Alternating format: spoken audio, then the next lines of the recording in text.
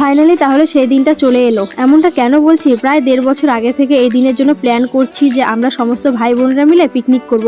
কিন্তু কারো না কারো সমস্যা লেগেই থাকে, মানে সংসার হলে যা হয়। ফাইনালি আজকে সেই দিনটা চলে এলো, অনেক প্ল্যান করে অনেক সবাইকে বুঝিয়ে বাজিয়ে এই যে আজকের দিনটা সিলেক্ট করা হলো। আর ওয়েদারটাও ভীষণ ভালো, এত সুন্দর রোদ্র উঠেছে না, একদমই ঠান্ডা লাগছে না। সবাই দেখো সোয়েটার খুলে ফেলেছি। আর আমরা যেখানে এসেছি এখানে শুধু আমরাই পিকনিক করছি, একদম খোলামেলা জায়গা আর পাশেই নদী আছে। তো চিকেন রান্না হয়ে গেছে, চিকেনটা আমার হাজব্যান্ডই রান্না করেছে, যেটা আমরা কষানি খেয়েই তো মোটামুটি অর্ধেকের বেশি খেয়ে ফেলেছি। এবার মাটন রান্না করছে আমার দিদি, আমার হাজব্যান্ডই বসিয়ে দিয়েছিল, দিদি নামিয়ে দিল।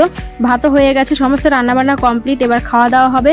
এখন মোটামুটি 2:30টার মতো বাজে। তো দেখো খাওয়া দাওয়া করতে সবাই বসেও গেল।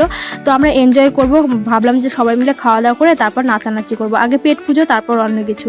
তো সমস্ত রান্না এত সুন্দর হয়েছিল। মেনুতে ছিল পাঁপড় ভাজা, ডাল ছিল না যেহেতু চিকেন মাটন দুটোই ছিল, আর ছিল হচ্ছে মিষ্টি। খাওয়া দাওয়ার পরেও দেখো কতগুলো ভাত বেঁচে গেছে। মাংসর কড়াইয়ের মধ্যে ভালো করে মেখে নিয়ে আশেপাশে অনেক কুকুর ছিল, ওদেরকে এখন দিয়ে দিচ্ছি, ওরাও আজকে পেট ভরে খেয়ে নিক। তো এখন আমরা সবাই মিলে নাচানাচি করছি।